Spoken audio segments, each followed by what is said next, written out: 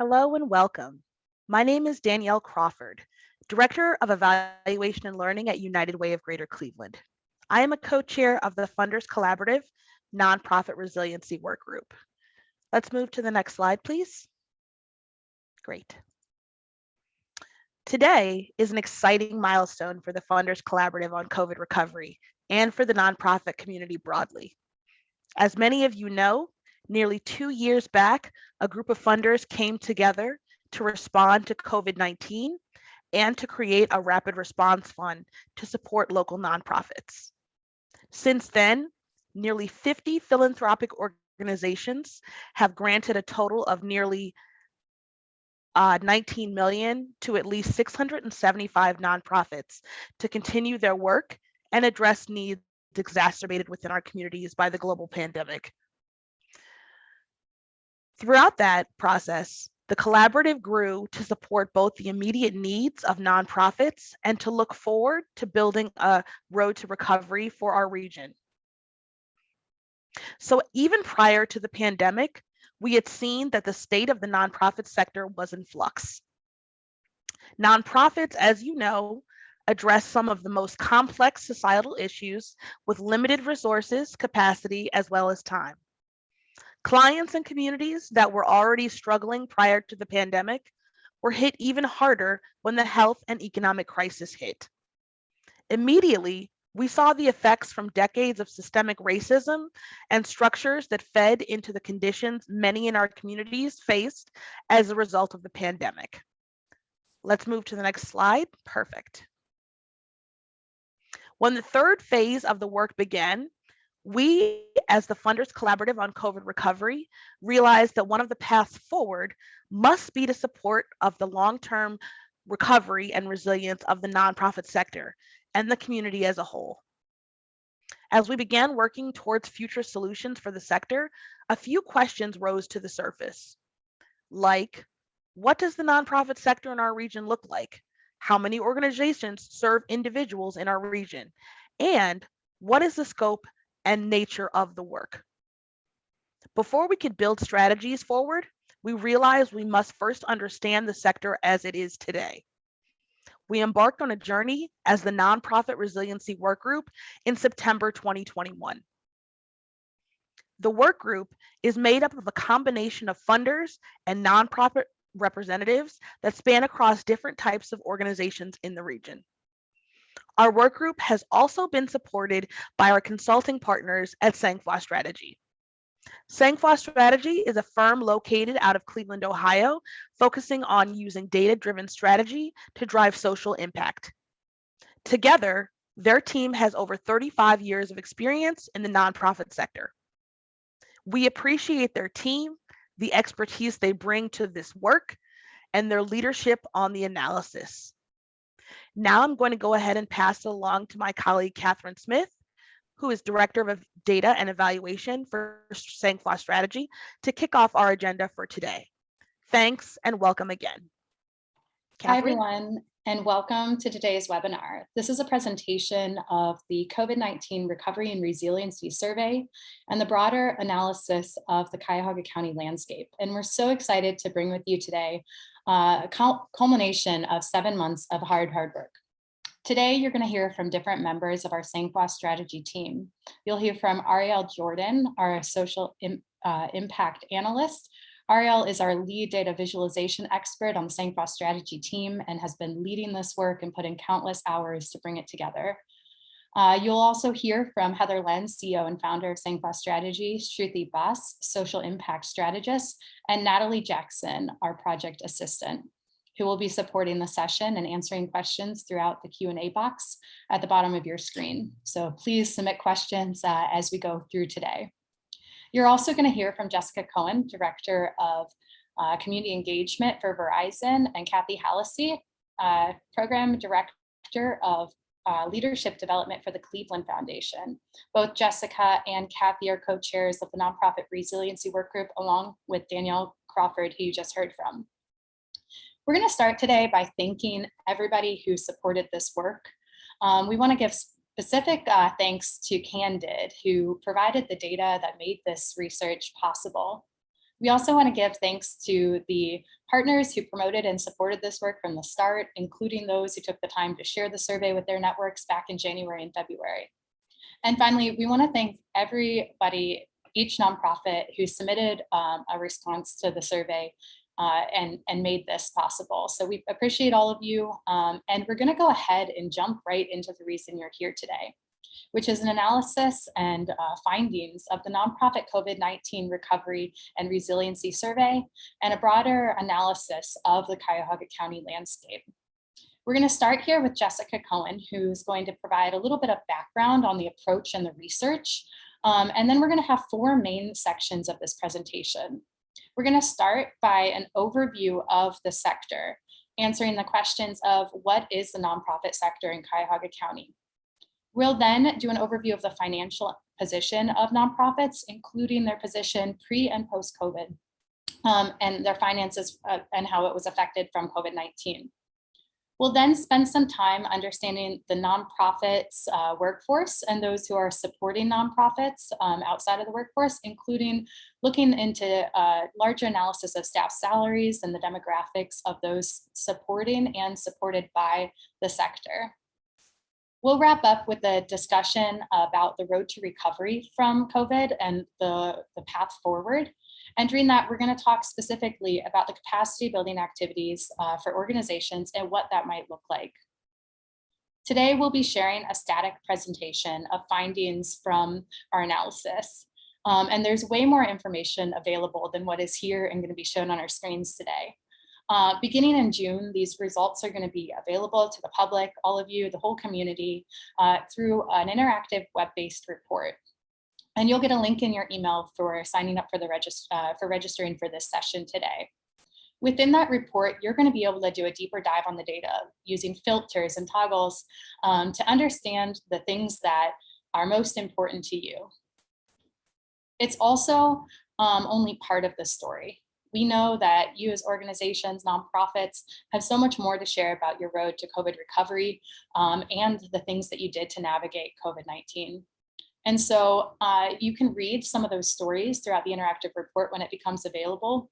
You'll also read those findings in the survey report, which will be linked in the chat shortly. Organizations really found ways to reach their populations that they serve. They found new ways to reach populations further away than they usually did. And organizations address new and complex challenges throughout COVID. These stories and experience are part of contextualizing this data and understanding it. And so we invite you to learn more about the nonprofits that are presented in the Cuyahoga County landscape by reading our report and digging into that data later. Throughout this presentation, we welcome questions in the Q&A box, and we will be fielding questions at the end of each of these sections. And so with that, I'll pass it off to Jessica Cohen, who will provide a little bit of a background about this work and how it came to be. Thanks so much, Catherine, and good afternoon, everyone. My name is Jessica Cohen, and as Catherine mentioned, I co-chair the nonprofit Resiliency work group with Danielle and Kathy. And I have to say, as someone who spent over a decade as a nonprofit practitioner and now in the funder space, this was an incredibly interesting journey for me, but I think for the entire work group. So I'm going to start my section of the agenda by sharing just a little bit of background about this research, as well as some of the limitations and details about the data sources. So when our work group realized that there was limited knowledge about the size and scope of the Cuyahoga County nonprofit landscape, we decided that a landscape assessment would allow us to understand both the current trends as well as the opportunities for post-pandemic support to nonprofit organizations. And as a funders collaborative, we wanted to use data to inform the upcoming strategies for COVID recovery. We believe that through the creation and sharing of this report, that both nonprofits and the funding community can gain an understanding of the nonprofit sector, including a high-level overview of the sector, details about the compensation of staff, organization revenue and expenses, assets held, and COVID-19 recovery needs.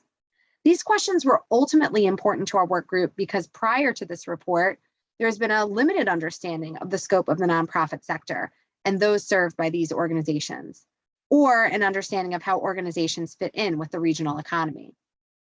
We move to the, oh, it's just this one slide here. Today, we are sharing just some of the results from our interactive web-based community dashboard of the nonprofit sector. This is just a point-in-time report of the landscape using data from IRS 990 forms and the responses from the survey to the community. In this report, we included all organizations with the tax-exempt status of 501c3, 501c4, and 501c6 categorization by the IRS using data from 2017 to 2021. Before we jump into the data, we want to name a few limitations of this research. First, the main limitation is the availability of data from each organization. Organizations under $200,000 in annual revenue size have fewer reporting requirements, and therefore information was not available for all organizations across all data points. In addition, the survey to nonprofits was completed by nearly 400 organizations across the county. While the data shared provides a picture of the landscape, it's not a fully representative sample. We have named that throughout the report where there's a limited sample size. Finally, due to the size and scope of this research, we were unable to include organizations without tax-exempt status. Therefore, we may not include all organizations such as those sponsored by a fiscal agent, those who recently opened, or those whose nonprofit tax status has lapsed. If you have additional questions as we go through or would like any additional information about the research methods used in this report, please feel free to throw your questions in the Q&A box or contact a member of the Sangfroid Strategy team. Ariel now is going to kick us off with an overview of the Cuyahoga County nonprofit landscape. Ariel? Thank you, Jessica. We want to take a moment to step back and look at the 50,000-foot view of the nonprofit landscape in Cuyahoga County. As we look at the sector broadly, I will be sharing findings from our full landscape assessment report, which you will receive on June 1st, and the survey analysis, which will be shared in the chat. When this full report is publicly available next month, you will be able to explore on your own and navigate through each page. Thinking about the Cuyahoga County nonprofit sector broadly, there are nearly 6,000 organizations with nonprofit tax-exempt status of 501c3, 4, or 6. These organizations are made up of charitable organizations that focus their work in addressing various social issues. As you can see here, the most common nonprofit types in Cuyahoga County are human service, philanthropy, education, community development, arts and culture, and health. Each of these organizations represent many different categories. For example, with human service organizations, there are youth development agencies, shelter and residential care, and family services. Philanthropic organizations include everything from large local foundations to funds of scholarships and other given agencies. The scope and size of these organizations vary. With the interactive dashboard, you will be able to use the drop down at the top to explore what changes when you filter the page by revenue, issue area, race of executive director, and gender of executive director. Health organizations such as local hospitals, nursing homes, public health agencies, and behavioral care tend to be much larger with revenues upwards of $11 billion. And a majority of nonprofits, however, have less than $1 million in revenue, with many of these having less than $500,000 in revenue. This is in line with the national landscape as well. The average age of nonprofits is 38 years old, with the oldest nonprofit operating for over 196 years, and the most recent nonprofits in the data set opening in 2020. One of the things we were able to look at within this research was disaggregated data from demographics of organizational leaders reported through FCCR's surveys earlier this year. From that, we were able to understand the data with the nuances of differences in leadership. One key finding that came out around the length of time organizations have been around is on average, Black-led organizations are 8 years older than organizations led by white executive directors. We know that Black leaders have pioneered the opening of nonprofits within our community, such as the settlement house movement that began in Cleveland in the 1920s. Meanwhile, South Asian-led, Latinx-led, and multi-ethnic-led organizations are much younger, possibly representing trends in the changing demographics of Cuyahoga County overall and the budding opportunities for those leaders. Overall, 38 years on average is a significant time for organizations to work toward their missions and make changes in their communities. To understand the landscape of nonprofits locally, we also asked the question of who are leading and supporting nonprofits. Nearly 225,000 workers are supporting nonprofits in Cuyahoga County. That is nearly 25% of all working people in the county, with 11% of that coming from larger health and educational institutions, and the remaining 14% from other nonprofits.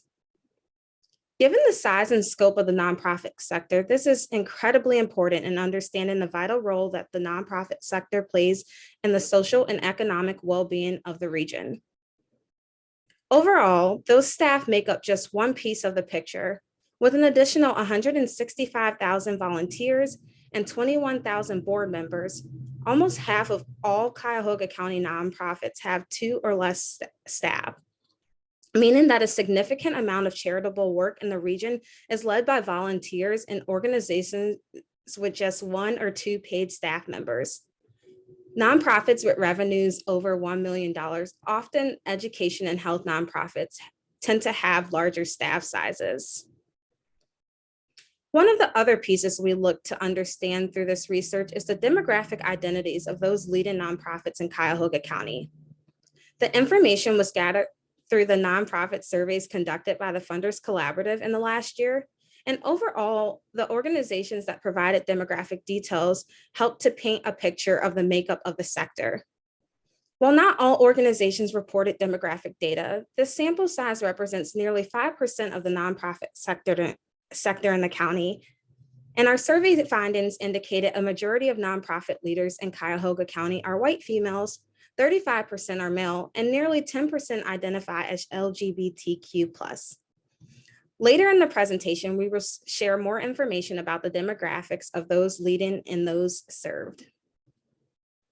While we wanted to understand the leadership of the sector, we also wanted to understand some of the visions for the future and how organizations are spending their time. When asked about their vision of the nonprofit sector, sustainability, funding, impact, collaboration, and growth bubbled to the surface. We also asked nonprofits to explain their current trends and how they advocate for policy change. Over 35% of the sector is already advocating for policy change, and others intend to in the future. These pieces paired with the data on revenue, type of work, and leadership can be explored more through the filters on the interactive web-based report you'll have access to in June. Lastly, revenue is often used to describe nonprofit size.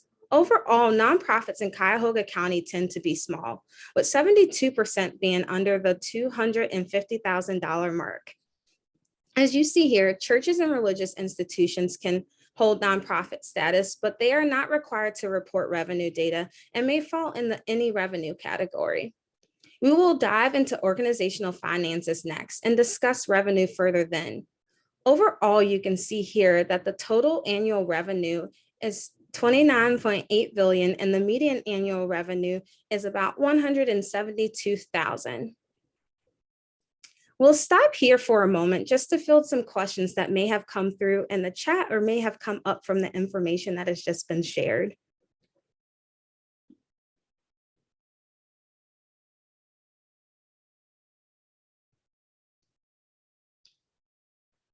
So we have a question: how long is the data good for? And will this be updated? So this data will have the opportunity to be updated as time goes on. So this is data representative of this point in time. And as new data filters in, we do have the opportunity to continue to update that and update as these trends change as well. Catherine, did you want to add anything to that? Yeah, thank you, Ariel. Yeah, we have a possibility of updating this as frequently as is needed, but with Candid data being updated with their annual tax updates, that would really allow to paint a further picture, with this really being a baseline and a starting point for understanding the sector in Cuyahoga County. Awesome. Thank you. We have another question. How is the philanthropic community using this data? I would love to welcome one of the co-chairs back to answer that one. Danielle, Jessica, Kathy, would any of you like to come on?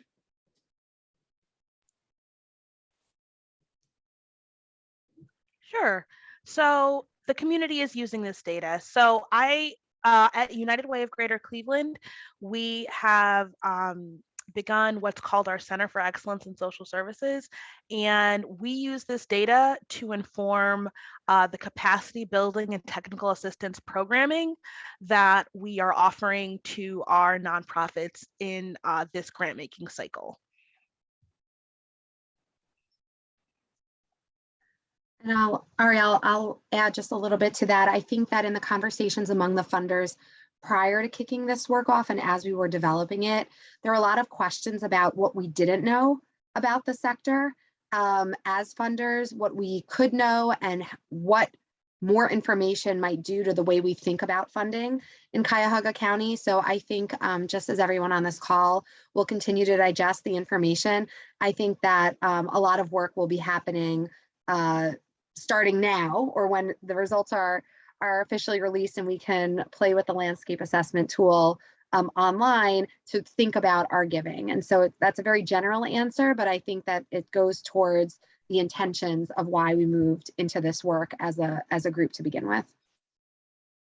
And finally, I think we really wanted to see how we could help the sector recover from COVID. So we really wanted this data to see how we could do things to support our nonprofit communities. Thank you. And I'm going to just add that I love that Jessica mentioned the idea of being able to play with the data or dive into it deeper. And that's really the hope, as you've seen on these screens. These are actual screenshots from an interactive report where you're able to filter and understand things at a deeper level that speak to you and your role, whether you're a funder or a community member or a worker at a nonprofit. You'll really be able to dive into the things that are most interesting to you and see the data in a dynamic way. And so we're really excited to launch that piece with you in the coming weeks. Thank you, Catherine. It does not look like we have any more questions at this time, but please keep them coming. You can pop them in the Q&A box and we'll make sure to address them. But for now, I would like to pass it over to Catherine to really begin to dive into that financial overview. Thanks, Ariel. We're going to move now into an overview presentation of nonprofit finances. And here we're going to overview how nonprofits are financially positioned and some key highlights of their revenue sources, expenses, and we'll share about the assets held by these organizations.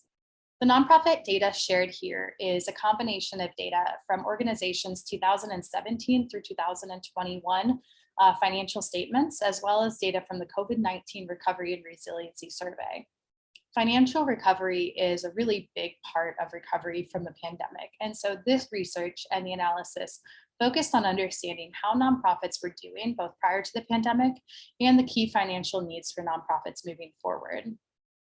To start, we asked nonprofit organizations who completed the survey back in January 2022 to report how many months of operating dollars they have in the bank. As this graph shows, 30% of nonprofits reported having 3 months or less of operating dollars available. And if you think about this in a really pragmatic way, that means that if these organizations were to stop having any income come in, then the organizations would run out of money to cover their expenses in 3 months. From most accounting standards, that would mean that nearly 1/3 of Cuyahoga County nonprofits surveyed are in crisis mode when it comes to their finances. We also asked nonprofits about the reserves that they used in 2020 and 2021 throughout the pandemic to support their work, to understand how they might have worked through their savings. As you see here, more reserves were used overall in 2020 compared to 2021. And by 2021, we had seen that at least 53% of organizations were not tapping into their reserves at all anymore. So that's a promising sign. However, one of the key findings we found was that overall 28% of organizations that were surveyed stated that they currently do not have any financial reserves. These pieces about how nonprofits were dealing with their finances through COVID are really important to carry with you as we look at a few other areas of nonprofit financial capacity and situation in the next few sections.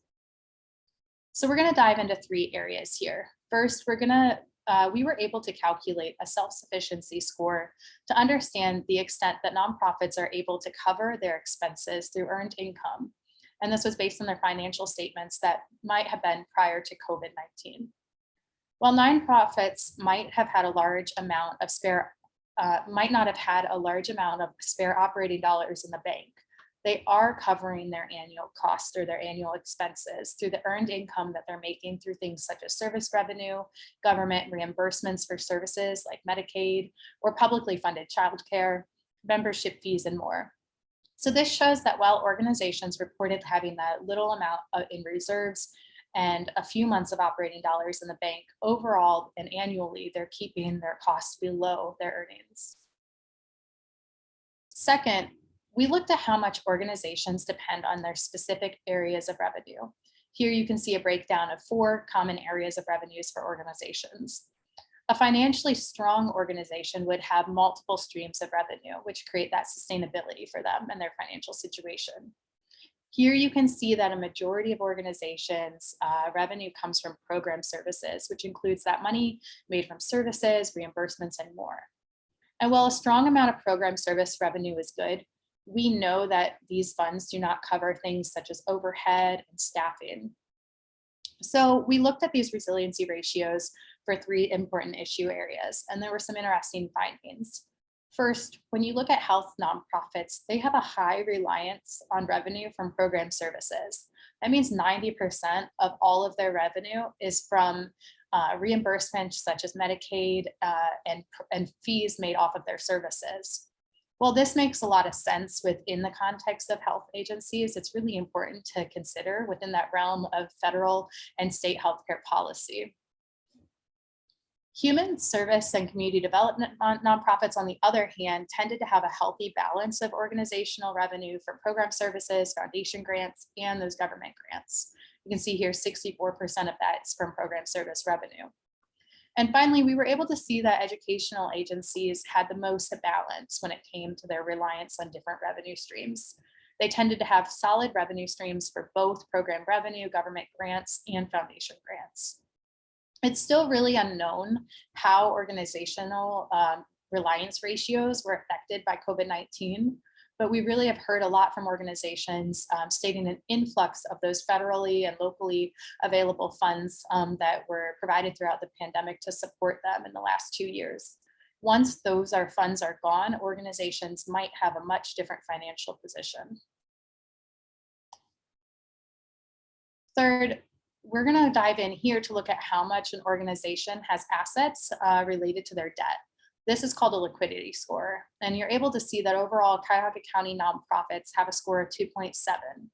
Any score over 1 is good, which basically means that they have $1 for every $1 that they owe, they have $1 in assets. And it shows that organizations are not carrying a large amount of debt compared to their assets.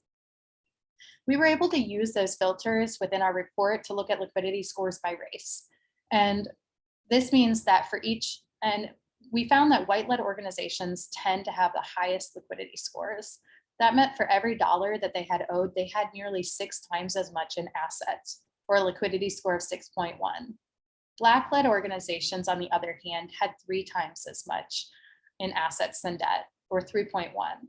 And BIPOC-led organizations, including those that are Black-led, had only 2 times as much in assets as they had debt. While this finding does not account for differences in types of orgs led by each race, it does clearly show that there are significant disparities in the ability for nonprofits to reach a strong financial position based solely on the race of their executive director. Together, these pieces help us understand the overall position that nonprofits are in when it comes to their income and expenses, and it identifies a few disparities in the financial sustainability of organizations. If you remember those filtering options at the screen that Ariel showed us earlier, when this report is publicly available in a few weeks, you're going to be able to dig into this data and look at it from nonprofit size and racial demographics of leadership. And because there are so many ways to filter this data and dive into it more, we're going to stick to a high level today, and unfortunately we won't be able to get into every single piece of it. We're going to jump now to revenue, diving a little further into revenue than we talked about earlier. Organizations tend to have revenue. Most nonprofit organizations in Cuyahoga County tend to have a revenue under $250,000.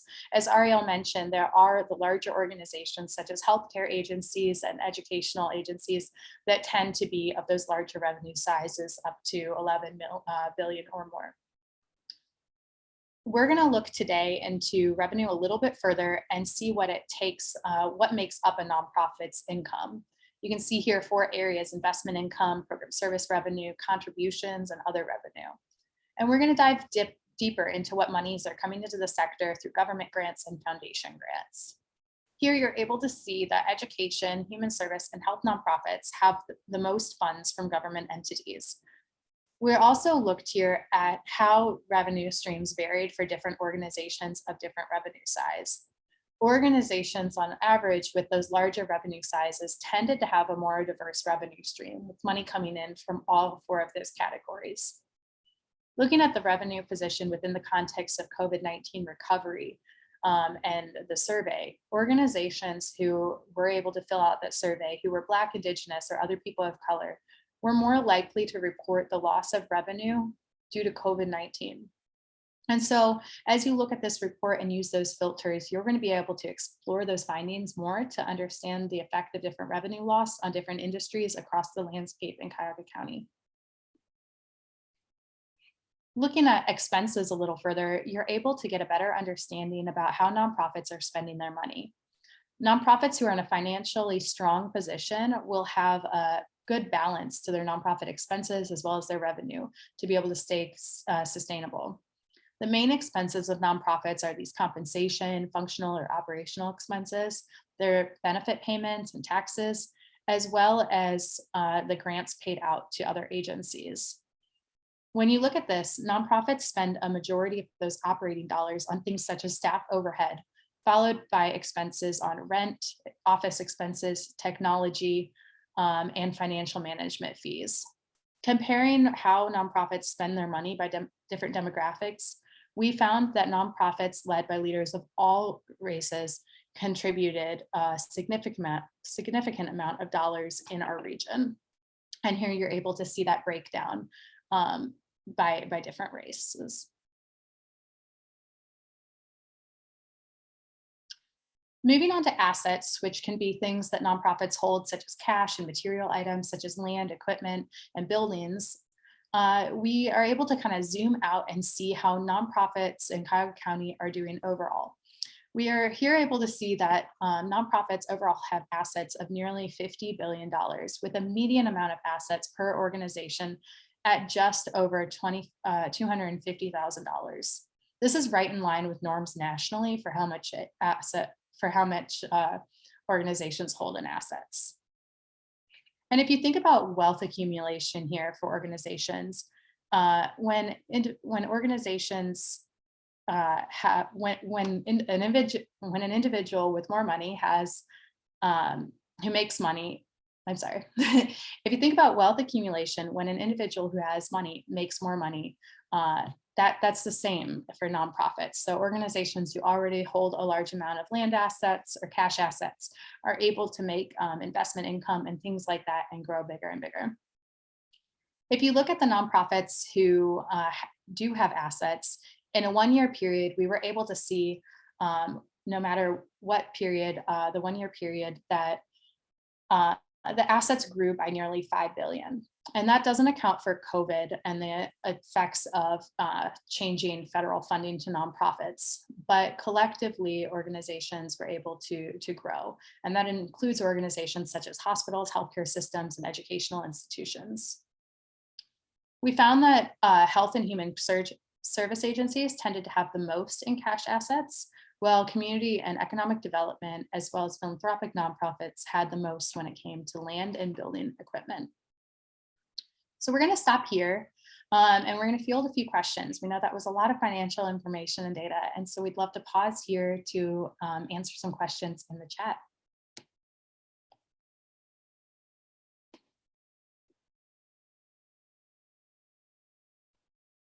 Awesome.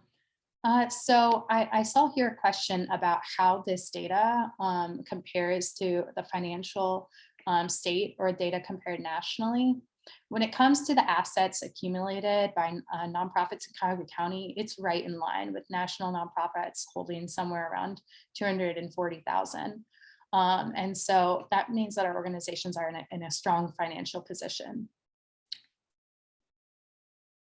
I'd love to pass that off to other members of my team who might have a little bit of additional context to answer there. When it comes to financial data, we were really able to dive in and look at it at this level to understand the size of nonprofits. We were also able to compare it to data that was already available for Candid. And we saw that the revenue sizes here in Cuyahoga County are right in line with the revenue sizes of organizations nationally, with most of them being in that kind of small or medium category, under definitely under the $500,000 mark, with many under the $50,000 mark. We have a few other questions coming in here. Are foundations giving more money to white-led organizations than others? So one of the interesting things that is related to this data, but not fully pulled in, is that we were able to look at how organizations in Cleveland, in particular, were getting funds through the Funders Collaborative on COVID recovery. And with this data, we were also able to see how many government grants and foundation grants were coming into organizations of different racial demographics. And at this time, we're able to see that a significant amount of government grants and foundation grants are being made, and white-led organizations have historically been, there have been more white-led leaders in the area. And so with that, it looks like a lot more money has gone to, but we're still digging in a little deeper to understand that proportionality piece. I'd love to pass that if any members of my team want to add to that.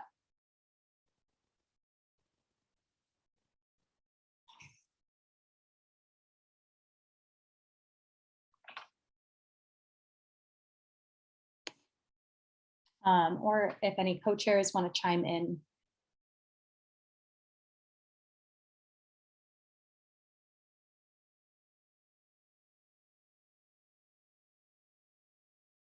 With that, I'm going to go, oh, I see one more question in here. It says nationally foundations give more absolute and percentage unrestricted to white-led organizations with, is that validated in our research by Cuyahoga County? You are able to see that in our full report. You are able to see that the absolute value is higher for organizations that are white-led versus those who are Black-led. We're still looking at that proportionality piece due to the number of survey respondents we got and the generalizability of that data. Thank you for that question, Mark.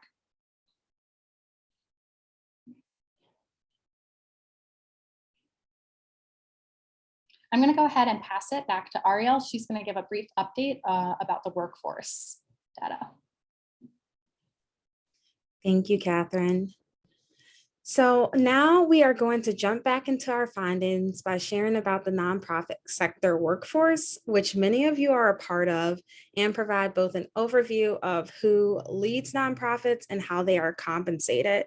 In just a moment, our slides will change here to start to show here. In the US, there are nearly 12.5 million paid workers at nonprofits.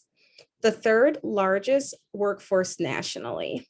In Cuyahoga County, nonprofit workers also make up a significant portion of the workforce, with nearly 1/4 of all workers at tax-exempt nonprofits, including those in the healthcare field, education, and social services. This is higher than the percentage of nonprofit workers in smaller counties such as Lake and Cuyahoga due to the high number of educational institutions and hospitals in the region. Educational institutions and hospital staff make up nearly half of all nonprofit workers locally. And a total of 225,000 individuals work for nonprofits in Cuyahoga County, being compensated over $11 billion. Before we jump into more details about the compensation of the workforce, we want to share the findings when it comes to the racial identities of nonprofit leadership, staff, board, and population served. These findings come from self-reports from nonprofit organizations through a random sample of nonprofits in Cuyahoga County. While a majority of nonprofits are led by white leadership, nearly 30% are led by Black leaders, and a remaining 9% from individuals of other races. These numbers are comparable to the overall racial demographics of Cuyahoga County, where nearly 63% of the population is white and 31% of the population is Black. But it is important to note, this data represents the organizations who responded to surveys. While a majority of organizations reported that they serve Black communities, leadership and staff are still more likely to be white. Overall, Cuyahoga County's nonprofit sector has more diverse leadership compared to other regions of the county.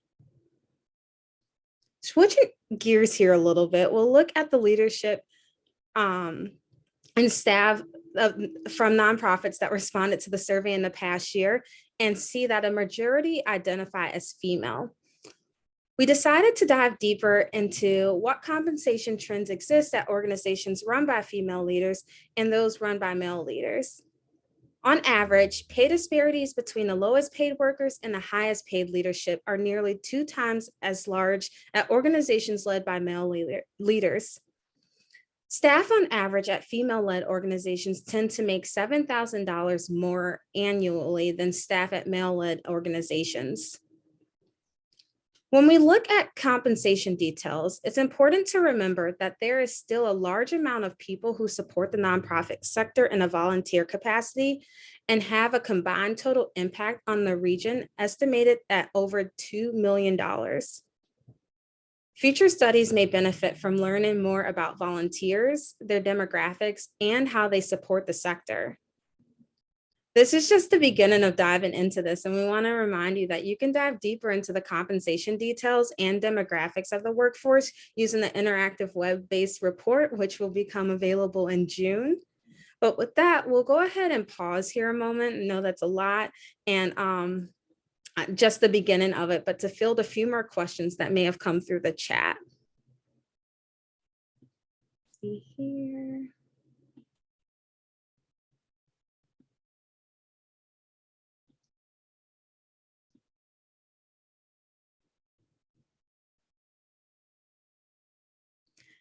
You see here in the Q&A, average compensation is not a living wage. That should give us all some pause. Thanks for adding that there, Liz.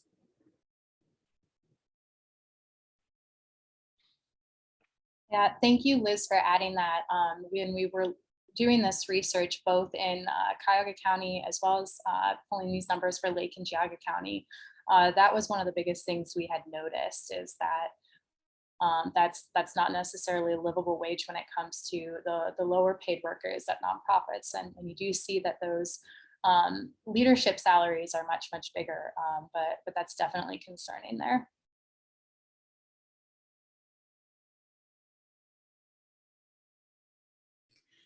And we have another question here. It looks like the data says that male-led organizations are paid more in compensation.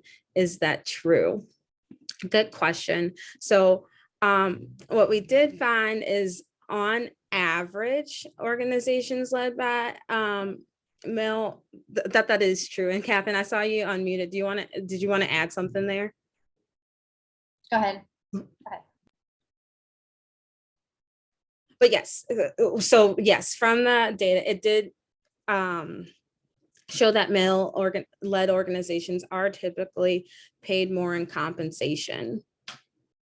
So, and I'll lean in there and add just a little bit of context. One of the things we noticed was that disparity in the lowest paid worker and the largest paid worker at male-led organizations. And so there was a much bigger wage gap between the people in lower level positions and those in their leadership seats at male-led organizations. So Ariel had mentioned that there was on average for the lower size, for the average compensation per person overall is a little higher on that female side, but that's including people with other staff positions across the whole organization. So there's that gap in leaders where male-led organizations tend to have that higher leadership salary, but that lower level of staff salary, while female organizations in the contrary have a little bit higher salary for all their workers, but that lower salary for leadership still. And I did want to answer the question that's related to this, which is if it's based on full-time pay, and that is full-time paid workers for all of these numbers.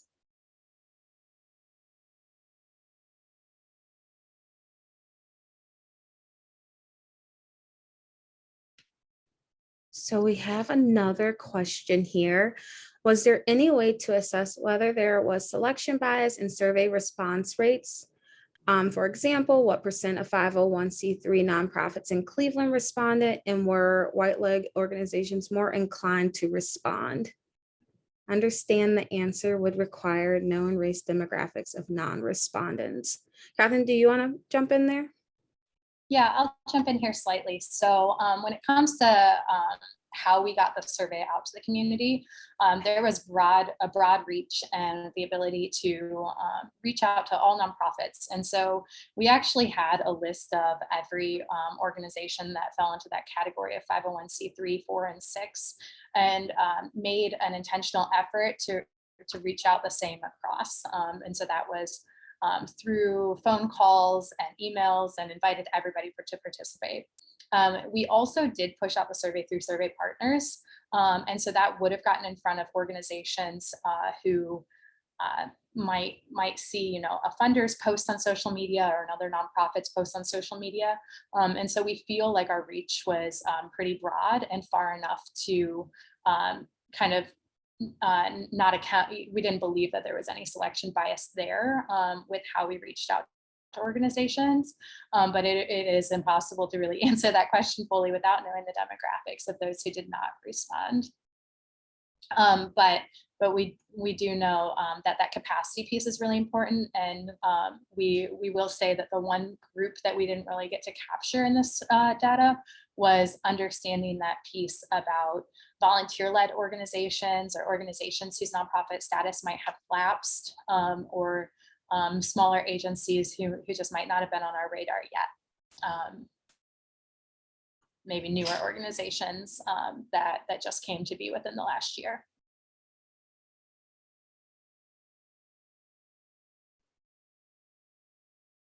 Does not look like we have any more questions at the moment. And Catherine, I believe you started to do a wonderful segue into what we will be talking about next. So I will hand it over to you to jump in.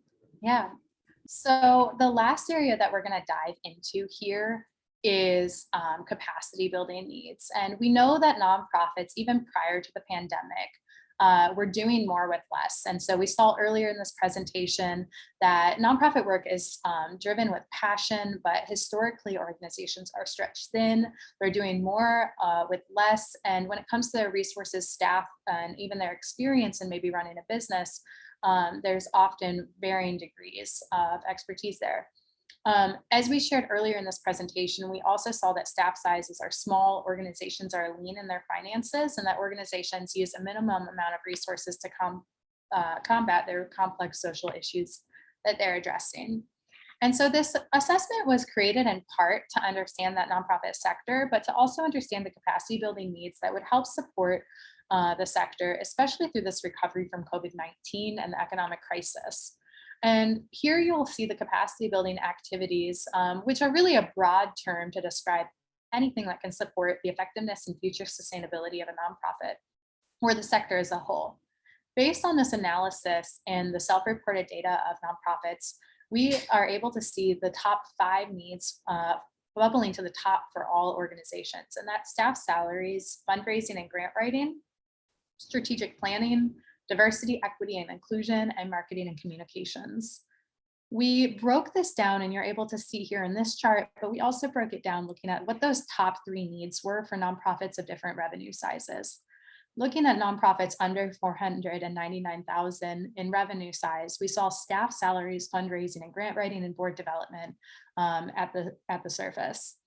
For medium-sized organizations or those with the revenue between 500,000 and 2 million, the primary needs for staff salaries were fundraising and grant writing, staff salaries, and they also requested support in program development. When we looked at larger organizations, we saw that they had similar needs still with staff salaries, but also asked for support in strategic planning, diversity, equity, and inclusion. We broke these needs down by the race of executive director as reported on the surveys to the broader community. And here we're able to see that diversity, equity, and inclusion capacity building is requested more by white executive directors, while Black-led organizations are more frequently requesting facilities and operational cost support. But across the board, you see the same things kind of bubbling up there with the fundraising, grant writing, and staff salaries needed by all organizations across the board.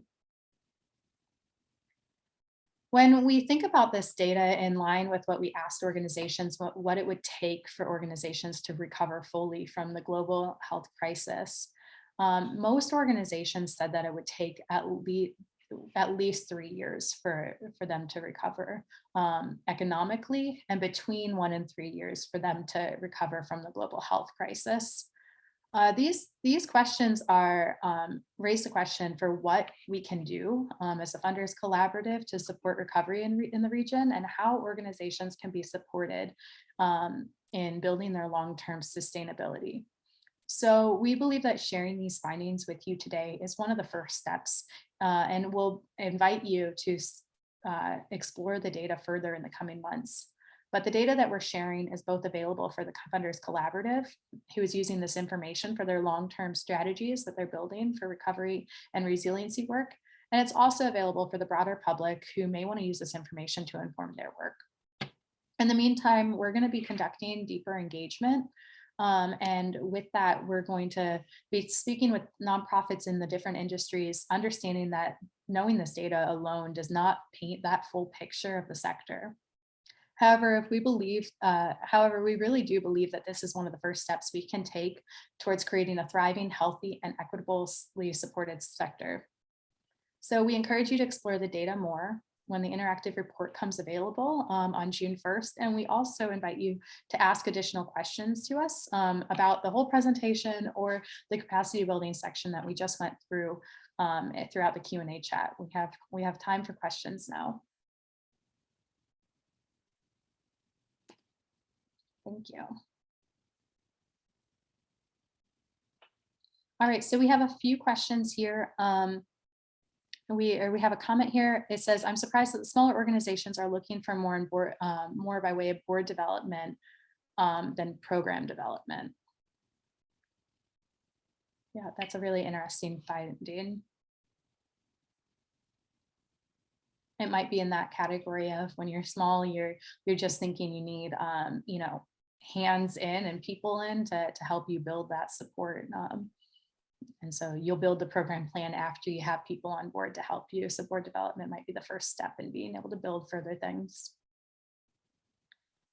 We have 2 questions here about the capacity building needs and how that compares. These capacity building needs across the board align to what we see for other regions outside Cuyahoga County.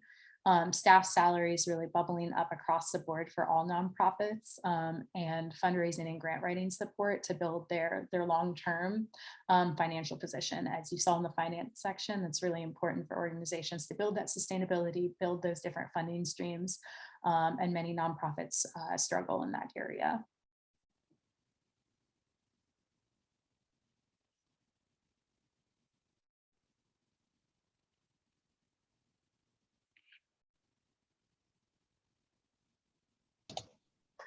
Catherine, Mhm. I just wanted to add one thing about the small organizations in terms of board development. And this is just a theory, but certainly over the last few years of diversity, equity, and inclusion has become a huge priority for many nonprofits who may not have given it as much effort as they may have in the past. And so I would think, to the person that asked that question regarding board development, that many smaller organizations right now are hoping to diversify their boards. And I think we've seen that's been a real focus for organizations as they're trying to respond to the needs of the community and also be reflective of the community. So that might be one thing that's happening in smaller organizations, where larger organizations may already have that type of diversity on hand and not need to develop it as much. Yeah. Thank you for that context, Jessica. I see a question here for nonprofits under the $200,000 mark. How much goes towards salaries? And we were able to break down the data of revenue size and nonprofit like staff size. And when you look at organizations under that size of $200,000 in revenue size, in most cases, they don't have a large amount of staff. That might be 1 or 2 staff members. And we don't have it broken down per organization to be able to give you an answer for how much of that goes towards salaries. But I will answer that most of those organizations at that smaller level are going to be either volunteer led or led by maybe 1 or 2 people who are actually on payroll full time.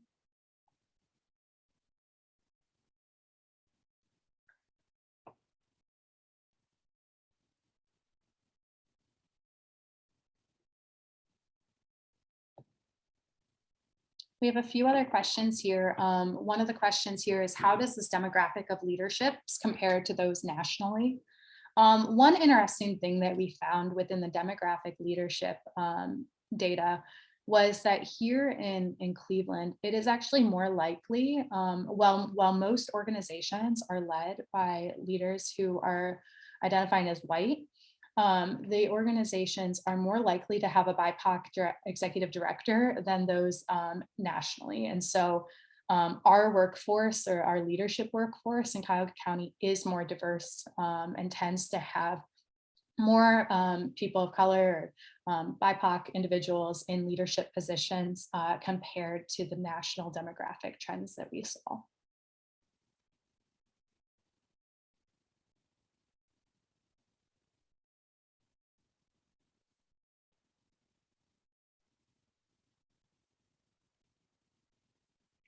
I see a few things here. I see one of the things that bubbled to the surface is that nonprofits, no matter what size they are and why they might need board development, that a lot of nonprofits are asking for board development as well as other capacity building support.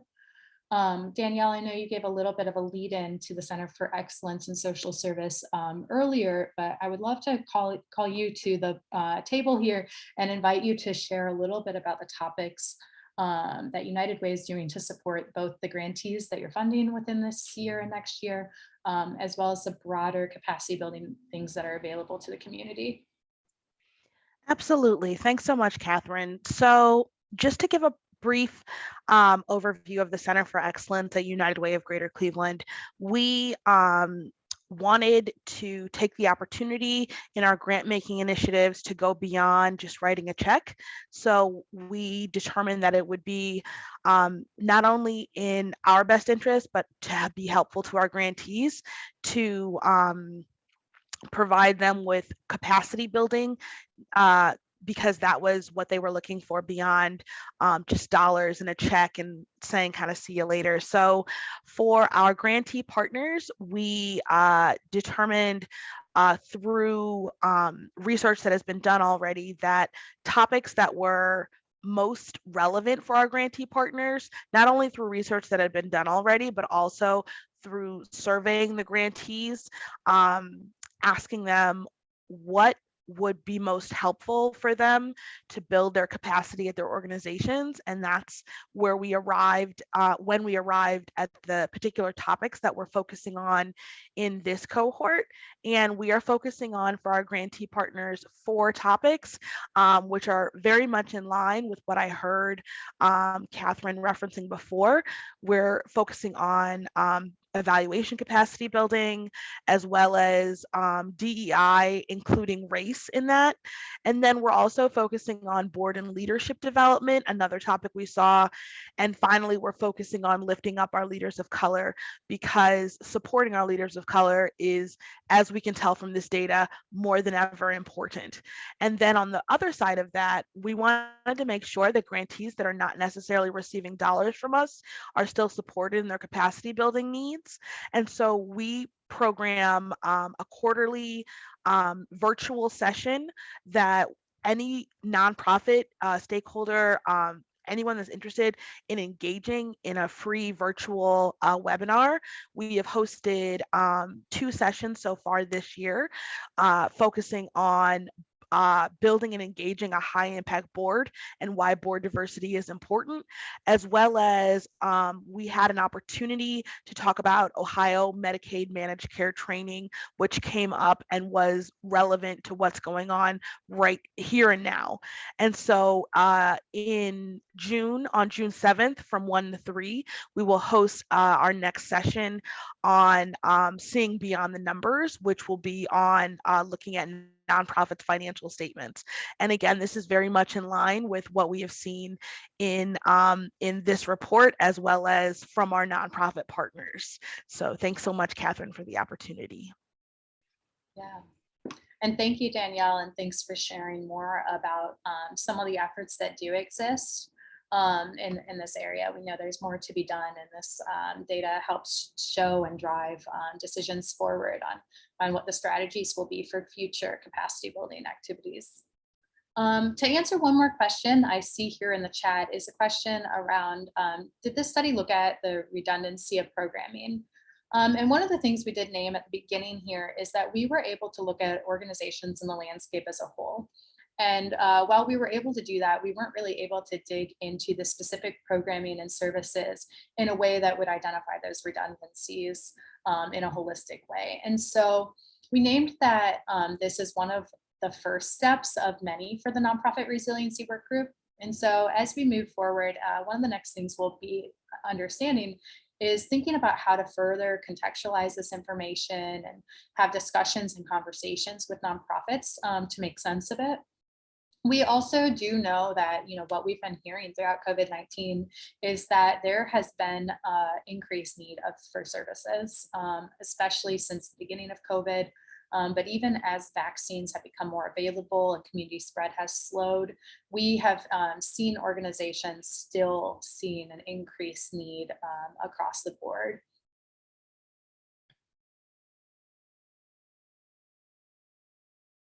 We welcome and have time for a few more questions. If anybody has any to add to the chat here, we're happy to, or to the Q&A box, we're happy to answer anything you're sitting with after reviewing this information.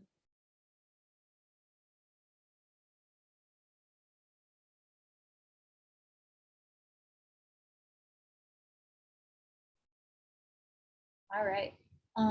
And Danielle, there's a request if you could please maybe add information about the Center for Excellence for United Way in the chat, maybe the link to your website and upcoming programming. That would be really helpful. Absolutely. Happy to put the link to the Center for Excellence website in the chat. Thanks for the reminder. Thank you. Thank you.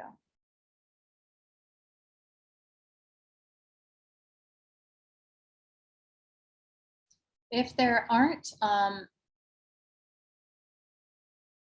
any other questions, let's see, we'll leave it open for 1 minute.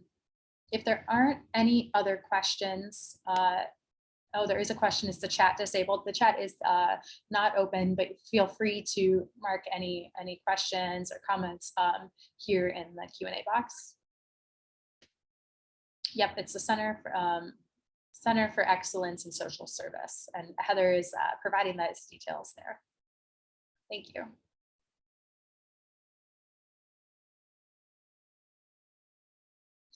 So as we finish this up here, I just want to share that we know that this is a starting point and it's a lot of information, maybe too much information too quickly.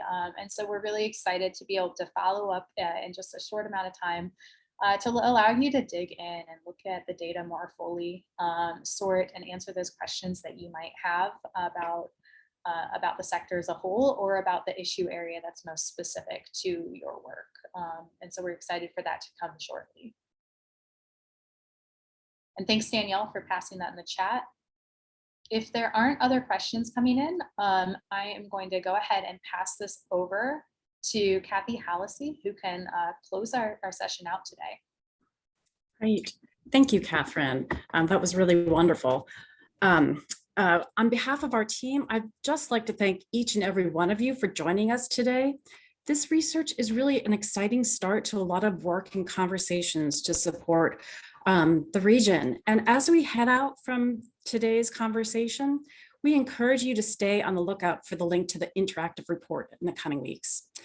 And specifically for nonprofits, we encourage you to review this data and think about how your organization compares to others in the region.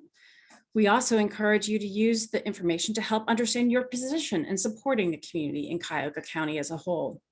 For funders, we encourage you to use this information to help build the road to recovery for nonprofits.